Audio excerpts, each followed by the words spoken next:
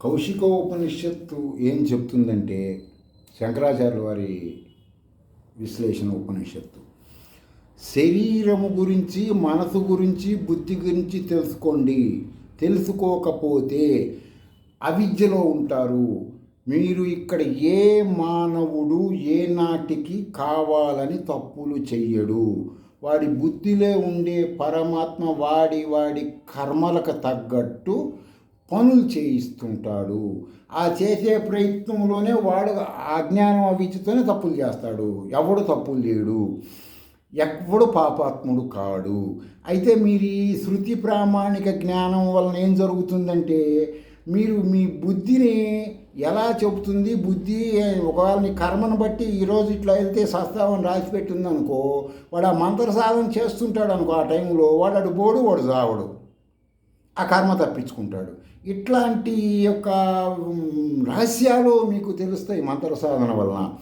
ఏమంటే ఋషులకి ఎప్పుడో కృతయుగంలో చెప్పారు కదా, పరమాత్మ అంతఃకరణగా ఆయన సృష్టి చేసిన ప్రథమ మానవులకి. మరి అప్పటి నుంచి వాళ్ళు వస్తుంది, అప్పటి నుంచి గురు శిష్య సంవాదం అంటే కొన్ని నిగూఢ అర్థాలు ఉంటాయి వాటిల్లో. ఎండు నిగూఢ అర్థాలండి అంటే, ఇప్పుడు జన్యువులు జీన్స్ అనేది పురుషులకి ఆడవాళ్ళది, ప్రపంచంలో తండ్రి ఒక్కడే తల్లులు వేరు వేరు అని కొన్ని మంది చెప్తుంటారు. ఇప్పుడు ఋషులు ఎవరు కూడా ఇంద్రియాల సుఖం కోసం సంసారాలు చేయరు. వాళ్ళు తెలుసుకున్న జ్ఞానాన్ని వీర్యము ద్వారా వాళ్ళకి వయసు శరీరం పతనం అయిపోయి వచ్చిన వాళ్ళకి తెలిస్తే వాళ్ళ జ్ఞానాన్ని వీర్యము ద్వారా ఇంకొక యోనిలో ప్రవేశపెడతారు. ఆ జ్ఞానం బయటికి వస్తుంది పిండము రూపములో, శిశువు రూపములో. వాడు అలా గురు శిష్య సంవాదము, వాడు బతికున్నప్పుడు కొన్ని వందల మందికి చెబుతాడు, వాడి పిల్లోడు అట్లాంటిది గురు శిష్య సంవాదం. అంటే ఈ వేద జ్ఞానాన్ని ఏంటి, ఇప్పుడు భూమి మీద సర్వమానవుల్లో వేద జ్ఞానం ఉంటుంది. ఎలా ఉంటుంది? మహాణువు రూపంలో ఉంటుంది. ఎట్లా తెలుస్తుంది? ఇప్పుడు ఎవరన్నా నేను చెప్పాను ఇది చెయ్యండి ఈ మంత్రం, వాళ్ళు ఆ మంత్రం యాక్టివ్ అవుతుంది. ఇక్కడ గురువు ఏమి ఆకాశం నుంచి వచ్చినోడు కాదు, చెప్పినోడు కాదు, కేవలం వాడిలో ఉన్నదాన్ని నిద్రపోతున్నాడు లేపినట్టు లేపుతున్నాడు. ఎవడైనా జాతి మత కుల భేదాలు లేకుండా శృతులు చెప్పిన స్త్రీ విద్య ఆచరించవచ్చు మీరు. అంతేగాని అయితే దానికి ఖచ్చితంగా ఇప్పుడు ఇందాక నువ్వుల నూనె టాపిక్ దాంట్లో చెప్పాను, ఇంకా చాలా గుణాలని మీరు అన్నీ చెప్పడం కుదరదు కదా. సినిమాలో లాగా 3 గంటల్లోనే దరిద్రుని ధనికుని చేయటం కుదరదు కదా. మీరు ఆ సినిమాల్లో ఆధ్యాత్మికాన్ని నుంచి ఆలోచించండి. ఇప్పుడు చాలామంది నిద్ర పట్టదు. నిద్ర ఎందుకు పట్టట్లేదు? వాడు ఫోన్లు చూస్తుంటాడు. ఫోన్ చూస్తే ఏమవుతుంది?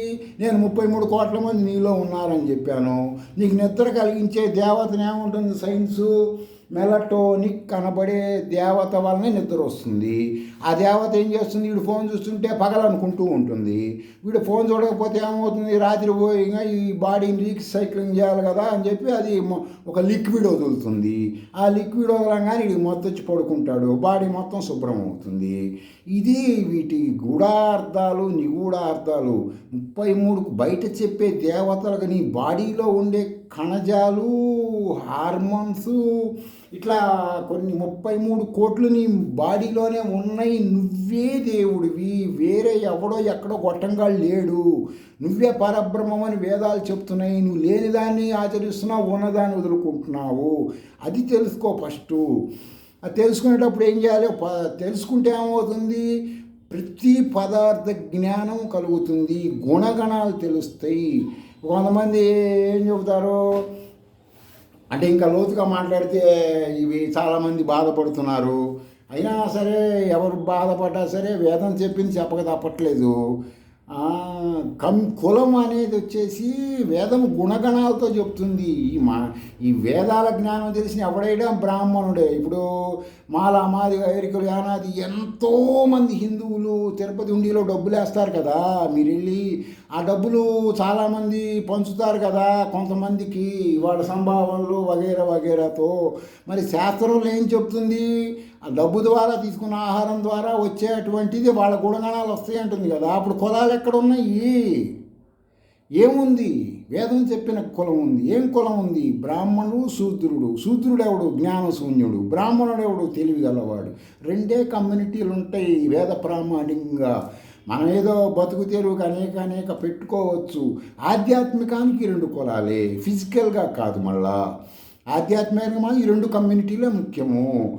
ఎవడైతే వేదాల జ్ఞానం సైంటిఫిక్గా తెలుసుకుంటాడో మూడ అంధ పరంపర ఆధ్యాత్మికంగా ఆచరించద్దు. మీరు ఇప్పుడు ఎంతో డెవలప్ అయింది, తెలుసుకోండి. తెలుసుకొని మీరు ఆచరించండి. స్వస్తి.